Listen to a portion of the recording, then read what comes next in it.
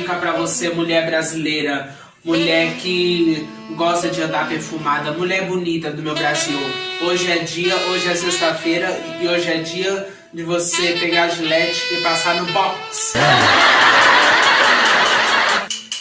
Mulher bonita do meu Brasil, hoje é dia de você pegar a Gillette e passar no azulejo.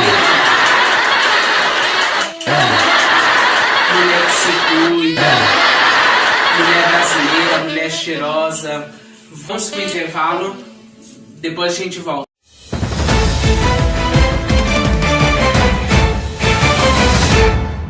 O presidente Jair Bolsonaro considera uma missão receber R$23 mil por mês líquidos como salário pelo cargo que ocupa. A afirmação foi feita nesta quarta-feira. Em conversa com apoiadores, Bolsonaro lembrou que ministros como o da Infraestrutura, Tarcísio de Freitas, poderiam ter vencimentos muito maiores caso fossem para a iniciativa privada. O presidente garante, no entanto, que não está insatisfeito com o próprio salário. Você sabe quanto eu ganho líquido por mês? Eu não vou reclamar do meu salário, deixa bem claro. Não estou reclamando, não. Você sabe quanto eu ganho líquido, somando tudo, líquido. E tirando desconto obrigatório, até o mês passado, 23 mil. Poxa. Não estou reclamando não, tá? Fica tranquilo, essa é a missão. Bolsonaro também comentou nesta quarta-feira a inflação, que teve a maior alta para maio em 25 anos e atingiu 8,06% em 12 meses. Para o presidente, o índice, bem acima do teto da meta do governo para o ano, que é de 5,25%, é resultado do que chama de política do fique em casa e a economia a gente vê depois. Segundo Bolsonaro, a situação estaria ainda pior se o agricultor tivesse parado durante a pandemia. Você lembra muito bem lá em março? Fica em casa, e falava um palavrão, né? A economia a gente vê depois, tá vendo aí? A polícia do lockdown fecha tudo, destrói, fecha comércio, destrói empregos. Exatamente. Imagina se o campo, o agronegócio tivesse parado. Não teríamos inflação. Teríamos desabastecimento. Sobre os vencimentos do presidente, é bom lembrar que no fim do mês de abril, o Ministério da Economia publicou uma portaria que permite a reservistas e servidores públicos aposentados que ainda ocupam certos cargos públicos receberem acima do teto constitucional. Com isso, não só Bolsonaro, mas o vice-presidente da República, Hamilton Mourão, e outros integrantes do primeiro escalão do governo, como os ministros da Defesa, Walter Braga Neto, e da Casa Civil, Eduardo Ramos, passarão a receber mais de R$40 mil em valores brutos por mês. De Brasília, Antônio Maldonado. A Polícia Civil do Rio indiciou 3 policiais da Tropa de Elite da Corporação, a CORE, Coordenadoria de Recursos Especiais, pela morte do adolescente João Pedro, de 14 anos, em maio do ano passado, no Complexo do Salgueiro, em São Gonçalo, na região metropolitana, que resultou em uma série de restrições às polícias impostas pelo STF. Os agentes Mauro José Gonçalves e Maxwell Gomes Pereira devem responder por homicídio culposo, quando não há intenção de matar. Já Fernando de Brito Mester deve responder por tentativa culposa de homicídio. Segundo as investigações, os policiais teriam confundido o adolescente João Pedro com bandidos que estavam em rota de fuga. João Pedro foi morto dentro de casa e a PF também participou dessa ação. Tecnicamente, os agentes da Civil agiram sob erro quanto aos pressupostos fáticos da legítima defesa, supondo haver uma injusta agressão. O relatório da Civil seguiu para o Ministério Público, que deve oferecer denúncia à Justiça. Depois da morte de João Pedro, o Supremo Tribunal Federal impôs regras para as operações da polícia em comunidades e favelas do Rio de Janeiro. Desde junho do ano passado, em tese, essas ações só podem acontecer se forem inadiáveis, urgentes e imprescindíveis. Por falar em morte inocente, foi sepultado nesta quarta-feira, em clima de revolta e protesto, o corpo da grávida Kathleen Romeu, atingida na terça-feira por uma bala perdida no Complexo do Lins. Após o sepultamento, houve um novo protesto na favela e imediações. A PM já começou a investigar o caso, assim como a Polícia Civil. Os policiais militares garantem que o tiro fatal não partiu da arma deles. Do Rio, Rodrigo Viga. A Agência Nacional de Vigilância Sanitária liberou o início dos testes clínicos em humanos da Butanvac, vacina contra a Covid-19 desenvolvida pelo Instituto Butantan. O imunizante promete ser o primeiro do tipo com produção 100% nacional. Segundo a Anvisa, a pesquisa clínica de fase 1 e 2 da Butanvac está dividida em 3 etapas. Neste momento, está autorizada a etapa A do estudo, que vai envolver 400 voluntários. Ao todo, a fase clínica 1 e 2 tem previsão de 6.000 voluntários com 18 anos ou mais. Ainda de acordo com a Anvisa, a vacina será aplicada com 2 doses em um intervalo de 28 dias entre a primeira e a segunda. O estudo deve ser realizado no Hospital das Clínicas, em São Paulo, e no HC da Faculdade de Medicina de Ribeirão Preto. O médico pneumologista Rodrigo Santiago avalia que uma vacina nacional vai baratear os custos e acelerar a produção. Nós somos um país que já temos essa cultura de vacinação. Isso é muito bom, né? A gente sempre se deu muito bem nas vacinações de algumas outras, inclusive de algumas outras epidemias e pandemias. E a gente vem sofrendo agora, seja por questão logística, seja até por questão diplomática, a gente vem sofrendo com esses insumos que acabam não chegando. E está muito lenta a nossa vacinação. É muito importante a gente ter mais essa possibilidade de mais uma vacina para a gente poder escolher e ainda mais feita aqui, para sairmos de todas essas dificuldades quanto a insumo e quanto a esses problemas que acabam atrasando a nossa vacinação e isso, infelizmente, acaba contabilizando mais mortes. A Butanvac já foi testada em animais e aguardava a autorização para a realização dos testes em humanos desde abril. Antes de iniciar a vacinação dos voluntários, o Butantan ainda apresentará algumas informações complementares sobre testes em andamento com a vacina. Pelas redes sociais, o governador de São Paulo, João Dória, comemorou a autorização da Anvisa e disse que o Instituto Butantan já tem 7 milhões de doses prontas do imunizante. A expectativa é a de que um total de 18 milhões de doses estejam prontas ainda neste mês e mais 40 milhões até o fim. O presidente do Tribunal Superior Eleitoral, Luiz Roberto Barroso, disse nesta quarta-feira que a vida vai ficar bem pior no Brasil com a eventual adoção do voto impresso. O ministro esteve no plenário da Câmara dos Deputados em um debate sobre propostas de emenda à Constituição que tratam de temas eleitorais. Barroso afirmou que o sistema atual é seguro, transparente e auditável. Chamou o voto impresso de solução para um problema que não existe e falou em retrocesso e volta ao passado. Nós conseguimos acabar com a manipulação humana nos momentos críticos, que são o transporte, o armazenamento e contagem desses votos impressos. Sempre lembrando que essa é uma decisão política. E, portanto, se o Congresso Nacional decidir que deve ter voto impresso e o Supremo validar, vai ter voto impresso. Mas vai piorar. A vida vai ficar bem pior. Aliás, a vida vai ficar parecida com o que era antes. Creiam em mim. O ministro afirma que, se o voto impresso for aprovado, o TSE vai se empenhar para efetuar a mudança, mas alerta que haverá dificuldades como a licitação para a compra dos novos equipamentos. Barroso estima que a troca de sistema custará 2 bilhões de reais e diz que o dinheiro faz bastante diferença para os cofres públicos. Eu só gostaria de lembrar que nós não realizamos o censo por falta de dinheiro. E que as Forças Armadas não puderam ajudar numa operação que eu mesmo determinei para proteger comunidades indígenas e garimpeiros num conflito, porque disse que não tinha recursos. Portanto, talvez essa não seja a melhor alocação de recursos no momento. Barroso afirma que sua maior preocupação é com a possibilidade de que milhares de candidatos derrotados judicializem os resultados das eleições. E eu me pergunto o seguinte: se o próximo candidato derrotado à presidência, seja quem for, pedir para recontar, nós vamos recontar 150 milhões de votos manualmente? É essa a alternativa de modernidade? O presidente Fernando Henrique Cardoso foi reeleito, é do PSDB. O presidente Luiz Inácio Lula da Silva foi eleito e reeleito, é do Partido dos Trabalhadores. A presidente Dilma Rousseff foi eleita e reeleita, é do Partido dos Trabalhadores. O presidente Jair Bolsonaro foi eleito e é do PSL. Que raio de sistema fraudulento é esse que permite a alternância no poder do jeito que tem ocorrido no Brasil? Autora da PEC do voto impresso, a deputada Bia Kicis, do PSL, rebateu as críticas de Barroso, negou que haja retrocesso e citou o sistema eleitoral da Argentina. Muitas pessoas, das mais simples às mais cultas, adultas, elas pensam que nós queremos a volta da cédula de papel.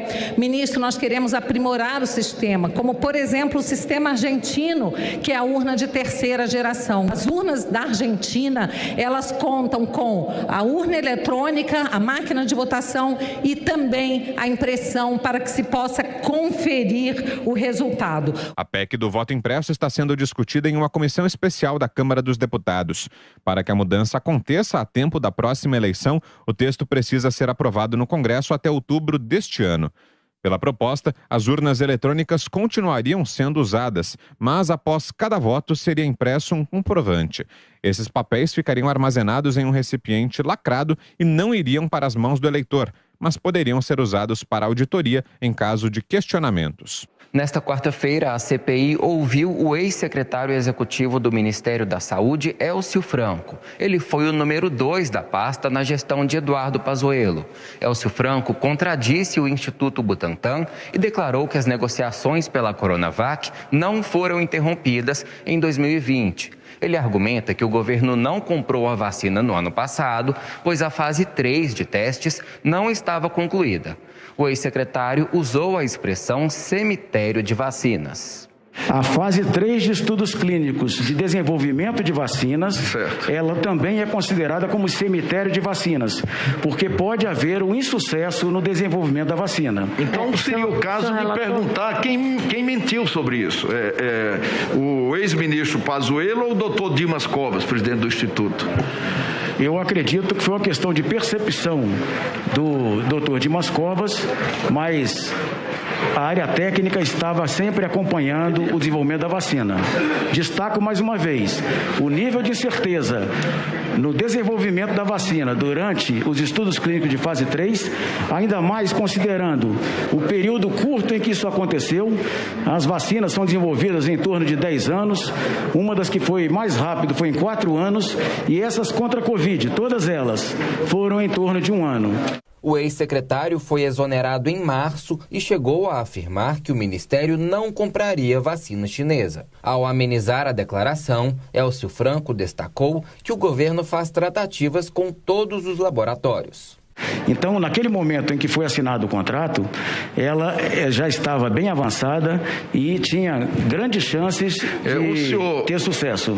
Nós tínhamos a garantia já por meio de contratos e de fornecimento futuro de 30 milhões de doses pelo Butantan. As afirmações de Elcio Franco sobre as dúvidas em relação à fase de testes com as vacinas irritaram senadores.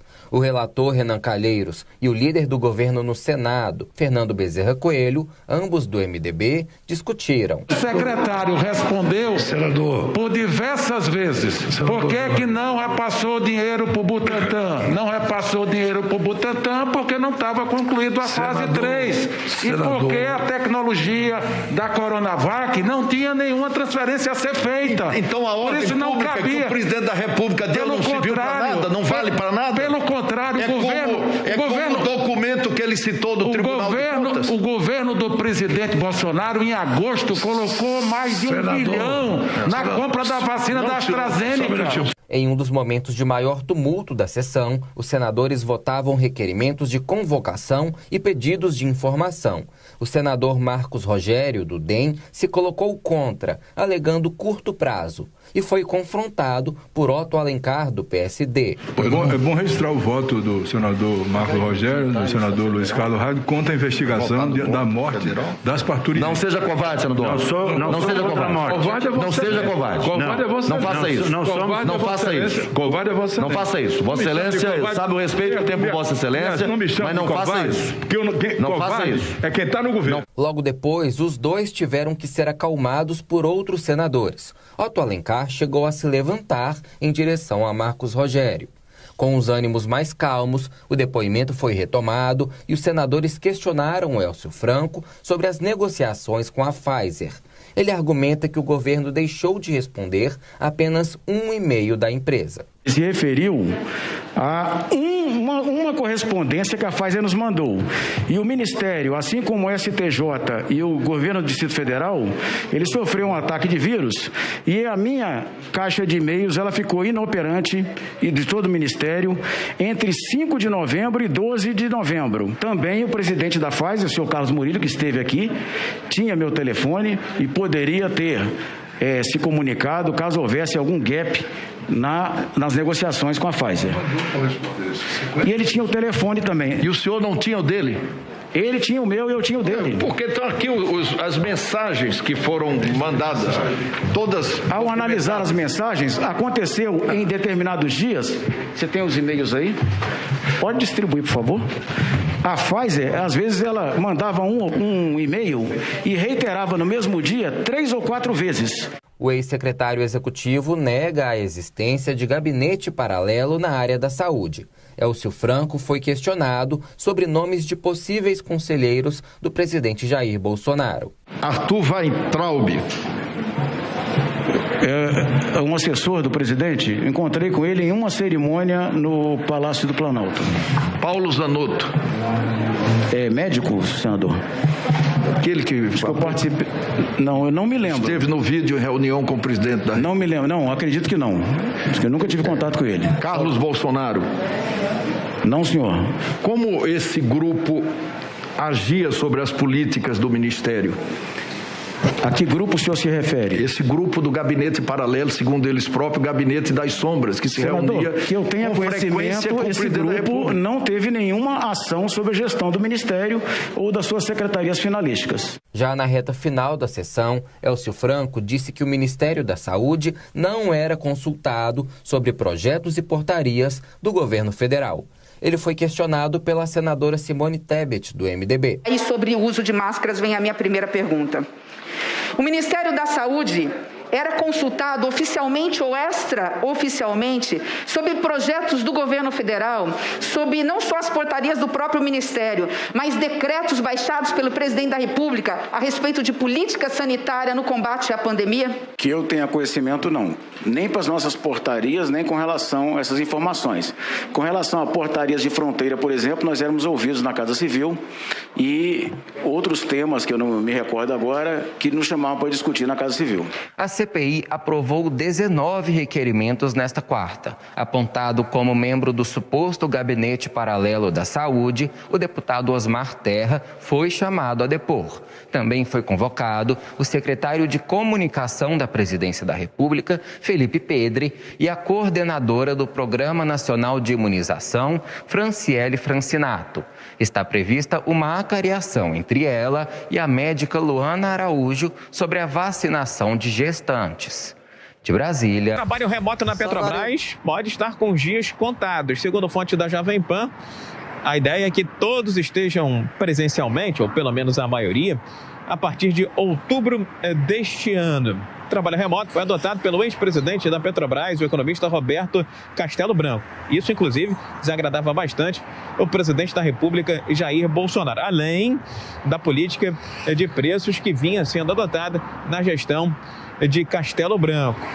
O novo presidente da Petrobras, o general da reserva Joaquim Silvio Luna, assumiu em abril e tem marcado ponto diariamente na sede da companhia. Isso acabou estimulando, naturalmente, a presença de diretores, gerentes gerais, gerentes e outros funcionários. Esse é um processo gradual, paulatino, e a ideia é que a partir de outubro todos estejam presencialmente nas unidades administrativas da estatal. Haverá, claro, exceções, pessoas com doenças graves, comorbidades ou que não foram vacinadas contra a Covid-19. Por falar na política de preços, desde o mês passado, desde o comecinho do mês de maio, a Petrobras não ajusta os preços de diesel e de gasolina. E isso também já faz parte da nova política que vem sendo adotada na gestão de Joaquim Silvio Luna. A proposta agora é promover ajuste nos preços só quando houver movimentos estruturais e não mais repassar aos consumidores os movimentos conjunturais. Do Rio. Foi instalada ontem na Câmara a Comissão Especial da Reforma Administrativa. A proposta, que muda regras para servidores públicos, é polêmica e enfrenta grande resistência por parte dos servidores. O presidente da comissão, deputado Fernando Monteiro, defende a necessidade de se avançar nas discussões. Segundo ele, a população não está satisfeita e os servidores também não. O deputado admitiu que as dificuldades serão grandes, por isso já avisou que essa não será a reforma que a sociedade deseja, mas será a reforma possível neste momento. Vamos manter os atuais direitos da maioria dos servidores públicos, ao mesmo tempo em que atualizaremos a legislação para permitir necessária modernização do Estado. O relator da matéria, o deputado Arthur Maia, deixou bem claro que o que se busca não é um debate entre defensores e inimigos do funcionalismo, mas, segundo ele, é preciso rediscutir as regras atuais. Temos sim que discutir se é bom ou não para o Brasil a estabilidade na forma como ela hoje é colocada. Temos sim que tratar de como serão mantidos ou não mantidos os cargos em confiança e os cargos em comissão. Os trabalhos na comissão devem começar na semana que vem. Será dado prazo de 10 sessões para a apresentação de emendas. O prazo para a conclusão dos trabalhos é de 40 sessões. A proposta ainda vai precisar ser votada em 2 turnos nos plenários da Câmara e do Senado. A zebra tá solta na Copa do Brasil. Na Bahia, o Juazeirense venceu o Cruzeiro no tempo normal e eliminou a Raposa nas penalidades. Após o jogo, o técnico Felipe Conceição não resistiu à pressão e foi demitido pela diretoria do Cruzeiro. O Fluminense sofreu em Bragança Paulista, saiu derrotado de campo, mas acabou passando graças a um golaço de Nenê. Na Arena da Baixada, o Atlético Paranaense venceu com um gol relâmpago de Vitinho, com apenas 31 segundos de jogo. Em Goiânia, o Atlético soube administrar a vantagem obtida no primeiro jogo e o Corinthians foi eliminado. O Timão somou a 3ª eliminação na temporada. Outro que caiu, acredite, foi o Palmeiras. O atual campeão foi derrotado pelo CRB de Alagoas nos 90 minutos e também nos pênaltis. O fantasma das cobranças de pênaltis voltou a aparecer. Das últimas 11 disputas, o Verdão perdeu 9. Um aproveitamento muito abaixo do esperado e que tirou o Palmeiras da Copa do Brasil. Hoje não tivemos essa felicidade, temos que aceitar, vocês usam muito aqui o nome de Deus, temos que aceitar o que Ele nos deu hoje. E agora teremos o duelo dos eliminados. Frente a frente no sábado, Corinthians e Palmeiras nesse palco, pelo Campeonato Brasileiro. E para mais informações do futebol, fique ligado aqui na Jovem. Empresário há 7 anos, Shirleyson precisou aprender na prática como administrar o dinheiro. Quando estava começando na carreira, ele teve experiências ruins ao contrair empréstimos para seus empreendimentos. Não prestou atenção em taxas, consórcios e juros e saiu perdendo. A situação mudou só recentemente, quando ele usou o apoio de uma consultoria. Busquei dessa vez uma consultoria para poder tomar crédito do jeito certo. E aí eu entendi que, por exemplo, tem crédito para cada necessidade, né? Então, a diferença do crédito para investimento, de um crédito para capital de giro, para fluxo de caixa, etc. No entendimento de para que tomar e o que tomar, né? Porque são várias opções. Segundo um levantamento do Sebrae, mesmo em meio ao agravamento da pandemia, mais de 1 milhão de pequenas e microempresas, como as de Shirleyson, foram abertas no Brasil entre janeiro e abril deste ano. O número de novos empreendimentos corresponde a 25% dos que foram abertos ao longo de 2020. A consultora financeira Eliane Delmondes explica que para essas empresas terem um bom desempenho, principalmente em um ano ainda de crise, é necessário planejamento na hora de pedir um empréstimo. Saber a finalidade, né? Para qual que é essa finalidade, entender se é para capital de giro ou se é para investimento, como que é o fluxo dele de caixa, se é curto prazo, se é longo prazo e para qual real necessidade, né? Que ele quer mesmo essa linha. E se ele precisa, tá? Eu falo, às vezes o cliente não precisa de crédito e ele quer pegar um dinheiro do banco para ter. Se for para ele, vou usar para capital de giro, porque eu vou ganhar na minha compra, ok. O Sebrae aponta também que nos 4 primeiros meses de 2021, cerca de 316 mil pequenas e microempresas foram fechadas no país. O valor corresponde a aproximadamente 31% do total de empreendimentos fechados ao longo de todo o ano passado. A dica vai para você que quer economia. Assine agora o Rede TV Plus. Aqui você tem prêmios diários por 75 centavos que cabem no seu bolso. O que você faz com 75 centavos por dia? Com 75 centavos você pode ganhar um celular, uma Smart TV ou aquele carrão direto na sua garagem. Assine agora, 75 centavos por dia pode mudar a sua vida. E no final da promoção você pode ganhar uma Mercedes 180. Imagine, né, gente? Aqui na Rede TV seus prêmios são garantidos. Imagine você ganhar com 75 centavos por dia, você ganhar esse maravilhoso celular. Imagine você ganhar um notebook da última geração por 75 centavos por dia. Imagine você ganhar um computador da última geração. Aí, para você ir trabalhar e também nos seus estudos. Com 75 centavos por dia, você ganhar uma casa. Já pensou você ganhar uma casa mobiliada com tudo dentro? Com 75 centavos por dia, você faz garantir os seus direitos. Já pensou, gente? Com 75 centavos por dia, você ganhar aquele carrão 0 km. Então, o que você está esperando? Aponte a câmera do seu celular para este QR Code que está aparecendo e você já vai levar 100 pontos garantido nesta promoção. Por 75 centavos por dia você pode mudar a sua vida. Rede TV Plus, trazendo prêmios e alegrias. E o nosso Jornal da Noite está terminando, sexta-feira chegou, eu encontro você na segunda-feira. Boa noite, se Deus quiser.